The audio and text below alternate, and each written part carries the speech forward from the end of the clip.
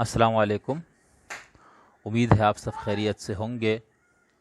ہم گفتگو کر رہے تھے یزید کی شخصیت کے حوالے سے مسلمانوں میں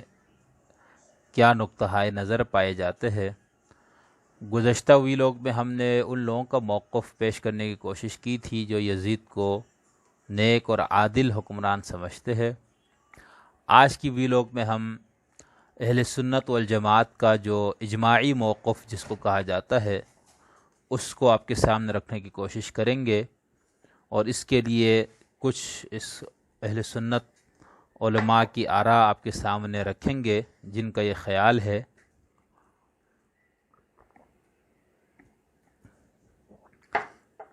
کہ یزید جو ہے وہ فاسق حکمران تھا اور وہ فسق کا مرتکب تھا، اور کچھ اہل سنت علماء کا اور ائمہ کا ان کے اوپر یہ بھی خیال ہے کہ وہ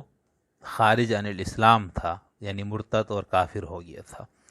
سب سے پہلے میں آپ کے سامنے امام احمد رضا بریلوی مرحوم کا نقطۂ نظر بتاتا ہوں جو انہوں نے فتاوی رضیہ کے جلد نمبر 14 میں لکھا ہے۔ اس جلد کے صفحہ نمبر 592 پر اعلیٰ حضرت لکھتے ہیں کہ یزید پلید علیہ ما یستحقہ من العزیز المجید قطعا یقینا باجماع اہل سنت فاسق و فاجر و جری علی الکبائر تھا۔ اس قدر پر ائمہ اہل سنت کا اتفاق ہے، یعنی کس پر؟ کہ وہ فاسق تھا، فاجر تھا، جری علی الکبائر تھا۔ یہ اعلیٰ حضرت کا کہنا ہے۔ صرف اس کی تکفیر و لعن میں اختلاف فرمایا۔ امام احمد بن حنبل رضی اللہ عنہ اور ان کے اتباع و موافقین اسے کافر کہتے اور بتخصیص نام اس پر لعنت کرتے ہیں، اور اس آیے کریمہ سے اس پر سند لاتے ہیں۔ پھر یہاں پر اعلیٰ حضرت نے سورہ محمد کی آیت تحریر کی ہے جس سے امام آلوسی وغیرہ نے استدلال کیا ہے۔ فَهَلْ عَسَيْتُمْ إِن تَوَلَّيْتُمْ أَن تُفْسِدُوا فِي الْأَرْضِ وَتُقَطِّعُوا أَرْحَامَكُمْ أُولَٰئِكَ الَّذِينَ لعنهم اللہ فَأَصَمَّهُمْ وَأَعْمَىٰ أَبْصَارَهُمْ۔ کیا قریب ہے کہ اگر والی ملک ہو تو زمین میں فساد کرو اور اپنے نسبی رشتہ کاٹ دو۔ یہ ہیں وہ لوگ جن پر اللہ نے لعنت فرمائی تو انہیں بہرا کر دیا اور ان کی آنکھیں پھوڑ دیں۔ شک نہیں کہ یزید نے والی ملک ہو کر زمین میں فساد پھیلایا، حرمین طیبین و خود کعبہ معظمہ اور روضہ طیبہ کی سخت بے حرمتیاں کیں، مسجد کریم میں گھوڑے باندھے، ان کے لید اور پیشاب منبر اطہر پر پڑے۔ 3 دن مسجد نبوی بے اذان و نماز رہی۔ مکہ و مدینہ و حجاز میں ہزاروں صحابہ و تابعین بے گناہ شہید کیے۔ کعبہ معظمہ پر پتھر پھینکے، غلاف شریف پھاڑا اور جلایا۔ مدینہ طیبہ کی پاک دامن پارسائیں 3 شبانہ روز اپنے خبیث لشکر پر حلال کر دی۔ رسول اللہ صلی اللہ علیہ وسلم کے جگر پارے کو 3 دن بے آب و دانہ رکھ کر مع ہمراہیوں کے تیغ ظلم سے پیاسا ذبح کیا۔ مصطفیٰ صلی اللہ علیہ وسلم کے گود کے پالے ہوئے تر نازنین پر بعد شہادت گھوڑے دوڑائے گئے کہ تمام استخوان مبارک چور ہو گئے۔ سر انور کے محمد صلی اللہ علیہ وسلم کو بوسہ گاہ تھا کاٹ کر نیزے پر چڑھایا اور منزلوں پر پھرایا۔ حرم محترم محضرات مشکو رسالت قید کیے گئے اور بے حرمتی کے ساتھ اس خبیث کے دربار میں لائے گئے۔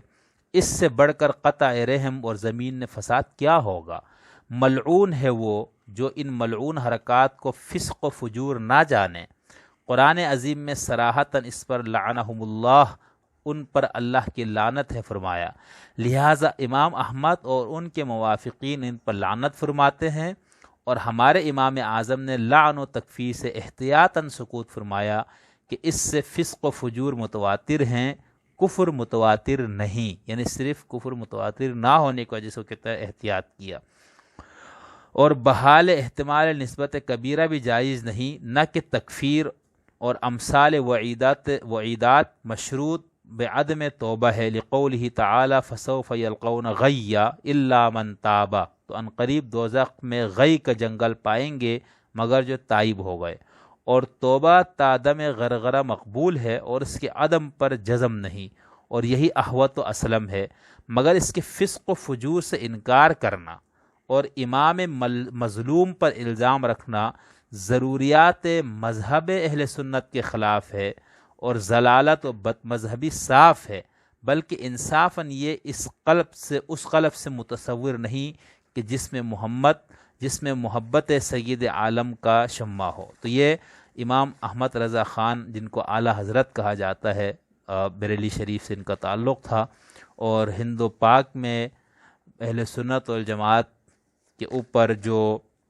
وہابیت کا یا سلفیت کا جو حملہ تھا، اس کے آگے سب سے مضبوط بند باندھنے والوں میں سر فہرست اعلیٰ حضرت کا نام ہے، ٹھیک ہے۔ باقین کے اور بھی نظریات تھے جس سے ہر شخص کو اختلاف اور اتفاق کا حق حاصل ہے، یہاں میں نے صرف ان کا یہ نقطۂ نظر بیان کیا کہ یزید کے حوالے سے ان کا یہ خیال ہے اعلیٰ حضرت کا کہ اہل سنت والجماعت کا اس پہ اجماع اور اتفاق ہے کہ یزید فاسق تھا، ٹھیک ہے۔ بس صرف اس کے کفر میں اور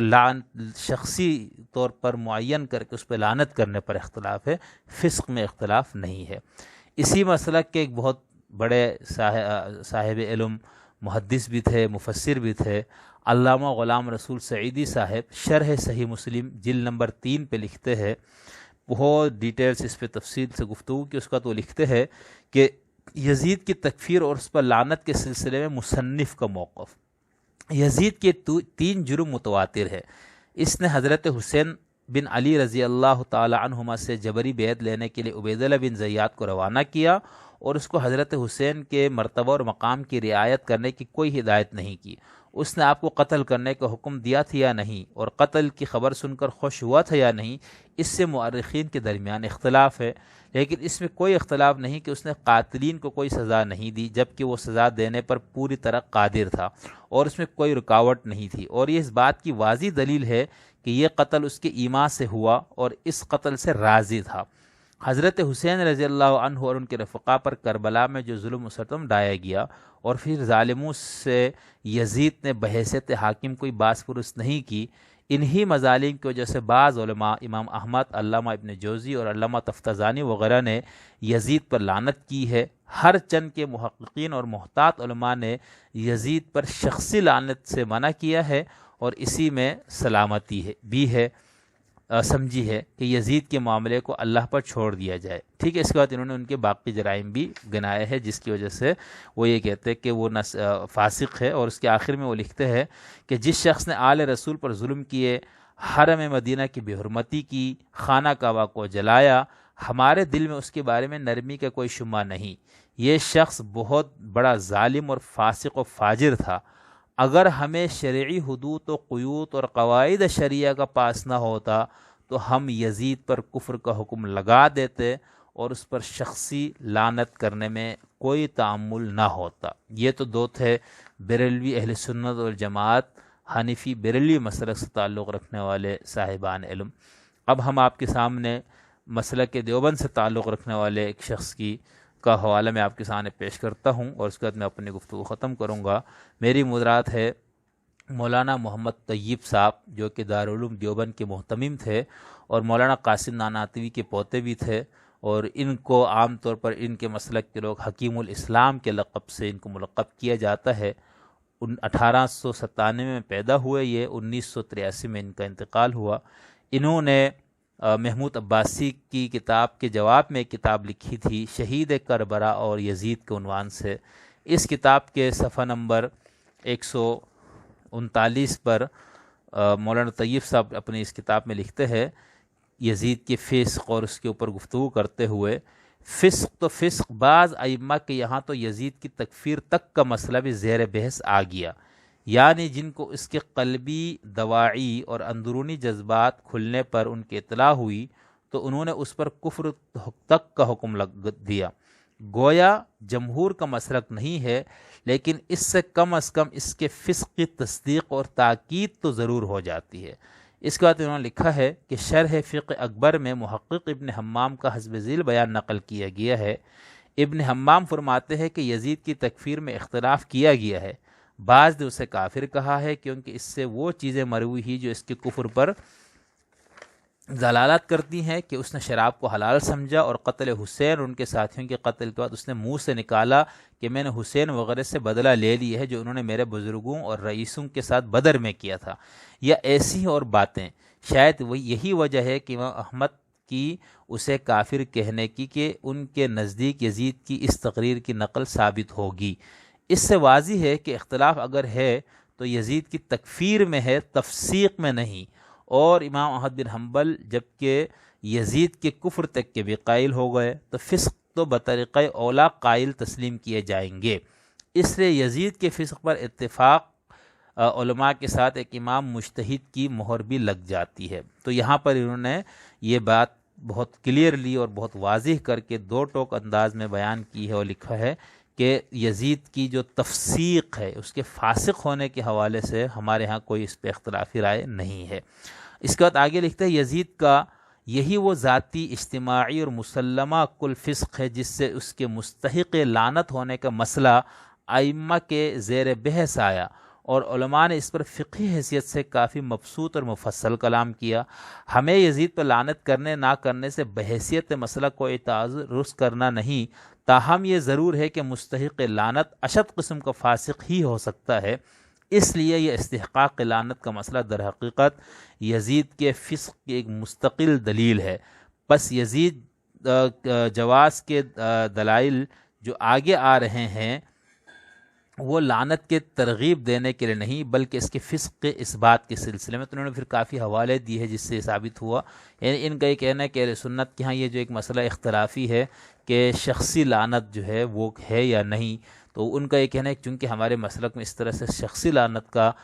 مسئلہ نہیں ہے، اس لیے اس کے اوپر اختلاف بہرحال موجود ہے کہ یزید ایک ایسا شخص ہے جس کے اوپر لعنت کی جا سکتے نہیں۔ ثابت انہوں نے اس سے یہ کرنے کی کوشش کی کہ فسق ان کا مسلم تھا، اسی لیے تو فقہا میں اس کے اوپر لعنت، شخصی لعنت کرنے اور نہ کرنے کے حوالے سے اختلاف ہوا۔ اسی طرح اپنی اسی کتاب شہید کربلا اور یزید کے صفحہ نمبر 86 پر لکھتے ہیں، عبارت بالا سے صاف واضح ہے کہ یزید کے فسق کے بارے میں صحابہ کی دو رائیں نہ تھیں بلکہ ان کے خلاف کھڑے ہونے میں دو رائیں تھیں۔ یعنی یہ جو کچھ لوگوں نے ثابت کرنے کی کوشش کی کہ صحابہ نے کیوں باقیوں نے ان کے یزید کے خلاف خروج نہیں کیا، اس کا مطلب ہے کہ یزید صحیح آدمی تھا، تو کہہ رہا نہیں، اس وجہ سے نہیں ان کا تھا اختلاف، ان کے اندر صرف یہ تھا کہ اس کے خلاف قیام کرنا چاہیے یا نہیں، اس کے خلاف کھڑا ہونا چاہیے نہیں۔ فسق کے بارے میں اس دور میں جو صحابہ تھے ان کا اتفاق تھا۔ ہم اس پہ آگے بات کریں گے کہ اگر فسق پہ اتفاق تھا یا فاسق سمجھتے تھے تب اس کے باوجود انہوں نے خروج کیوں نہیں کیا، اس پہ ہم ڈیٹیل سے بات کریں گے انشاءاللہ، اور وہ بھی اس کی اہلیت و نااہلیت کے معیار سے نہیں، جبکہ فسق مسلمہ کل تھا، بلکہ وہی اثارہ فتنہ کے خطرہ سے جس کی بنیادی وجہ بنی امیہ کی عصبیت و قوت اور اس وقت کی چھائی ہوئی شوکت تھی جس سے عہدہ برآ ہونا دشوار تھا، اور در صورت خروج کے علاوہ فساد ذات البین کے مسلمانوں کا خون رائے گا بھی جاتا۔ یزید کی محبوبیت اور اہلیت کا یہاں کوئی سوال نہ تھا، پس صحابہ کی اکثریت کی اس بیعت کو خلیفہ کے کردار کی خوبی پر محمول کیا جانا تاریخ کی تکذیب ہے، نہ کہ تاریخی ریسرچ۔ تو یہ چونکہ کتاب ہی انہوں نے محمود عباسی کے جواب میں لکھی ہے تو اس لیے اس طرح کے موضوعات پر انہوں نے بہت تفصیل سے بات کی ہے، تو یہ میں نے آپ کے سامنے بتا دیا۔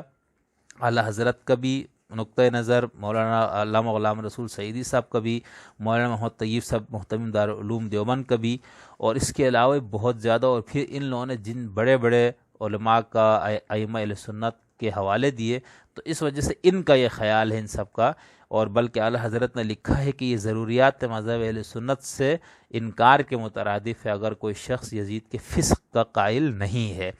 اسی لیے جن لوگوں نے فسق یزید کا انکار کیا ان کو یہ لوگ اہل سنت میں شمار نہیں کرتے۔ اب ہم اگلی ویلاگ میں تکفیر یزید سے متعلق تھوڑی سی گفتگو کر کے آگے بڑھنے کی کوشش کریں گے۔